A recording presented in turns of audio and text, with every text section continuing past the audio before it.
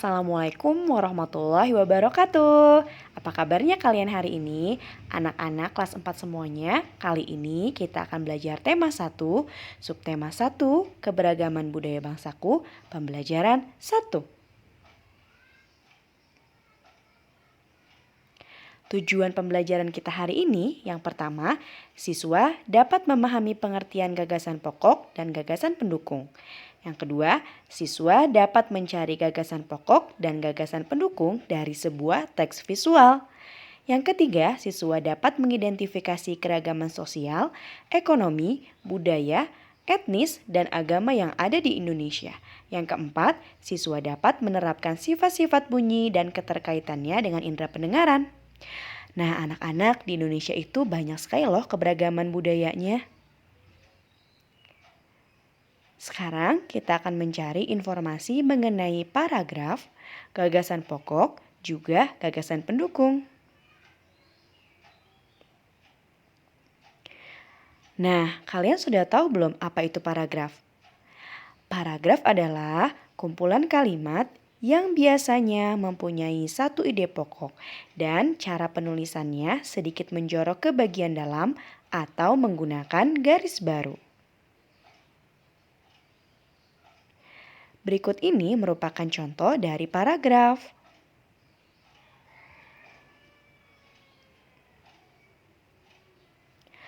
Di setiap bacaan biasanya terdiri atas beberapa paragraf.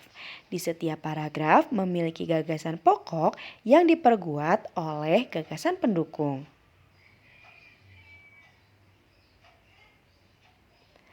Sekarang kita cari tahu apa itu gagasan pokok. Ya, gagasan pokok adalah ide utama yang dibahas dalam suatu bacaan. Bisa berupa kalimat inti atau pokok paragraf. Nah, gagasan pendukung itu adalah uraian atau tambahan informasi untuk gagasan pokok.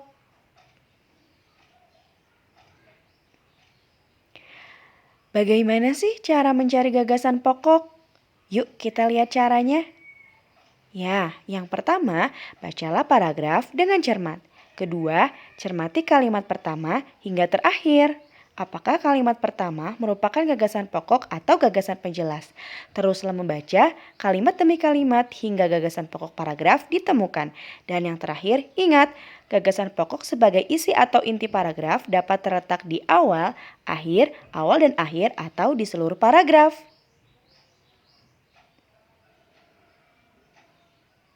Berikut ini cara mencari gagasan pokok. Dari teks bacaan yang ada, kita dapatkan gagasan pokoknya adalah pawai budaya sangat menarik bagi warga Kampung Babakan.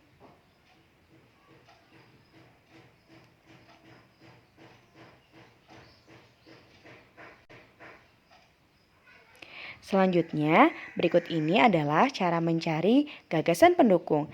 Dari teks bacaan yang sama seperti tadi, didapatkan gagasan pendukungnya adalah pawai ini selalu menampilkan keragaman budaya Indonesia. Udin dan teman-teman tidak pernah bosan menanti rombongan pawai lewat. Tahun ini mereka datang ke alun-alun untuk melihat pawai tersebut. Kakek Udin pun terlihat sabar menanti. Terdengar suara gendang yang menandakan rombongan pawai semakin dekat. Nah, sekarang kita lihat yuk berbagai macam keberagaman bangsa di Indonesia. Keberagaman bangsa Indonesia yang pertama adalah keberagaman dalam beragama. Yang kedua, dalam suku bangsa. Yang ketiga, dalam adat, pakaian adat.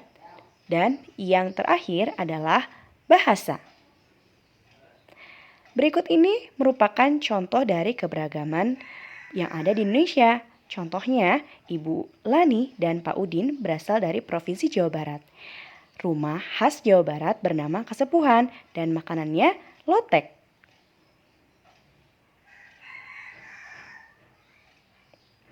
Selanjutnya, Pak Edo dan Ibu Dina berasal dari Provinsi Papua.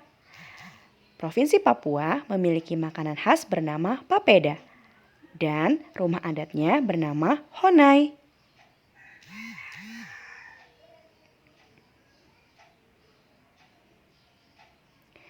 Lalu, bagaimana sikap yang harus kalian tunjukkan terhadap perbedaan yang ada?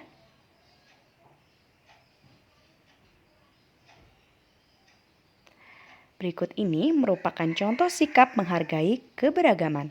Yang pertama, berteman dengan siapa saja. Kedua, menghormati teman berbeda agama. Ketiga, berkata sopan dan berperilaku santun. Dan yang keempat, mencintai keberagaman. Sekarang kita lihat yuk berbagai alat musik yang ada di Indonesia. Salah satu contohnya adalah angklung. Angklung berasal dari Provinsi Jawa Barat. Angklung dimainkan dengan cara digoyang. Alat musik yang ada di Indonesia selanjutnya adalah cengceng. Cengceng berasal dari Provinsi Bali. Cengceng dimainkan dengan cara dipukul.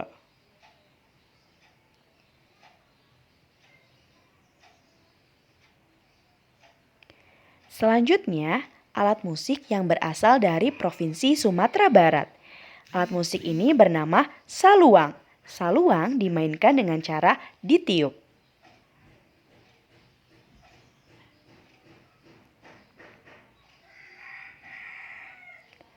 Dan alat musik selanjutnya berasal dari Provinsi Nusa Tenggara Timur. Alat musik ini bernama sasando. Sasando dimainkan dengan cara dipetik.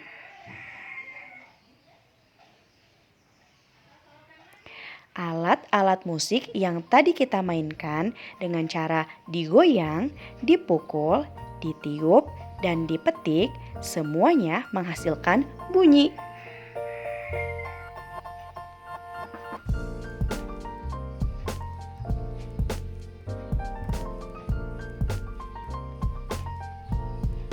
Nah, alat-alat musik yang menghasilkan bunyi tersebut juga menghasilkan getaran.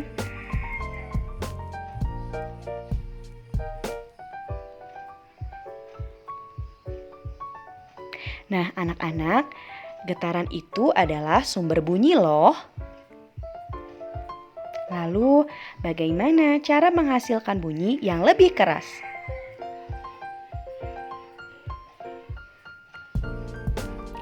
Caranya adalah dengan menambahkan jumlah getaran. Karena jumlah getaran semakin banyak di setiap detiknya, maka bunyi yang dihasilkan akan semakin keras.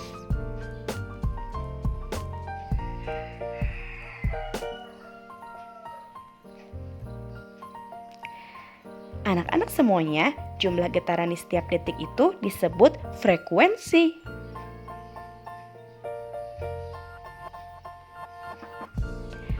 Frekuensi semakin besar, maka suara yang dihasilkan akan semakin keras. Oke, terima kasih anak-anak kelas 4 semuanya telah mengikuti pembelajaran kali ini. Tetap semangat, semoga pembelajaran kali ini kalian dapat paham dan kalian bisa mempelajarinya di rumah. Sampai jumpa lagi. Wassalamualaikum warahmatullahi wabarakatuh. Dah.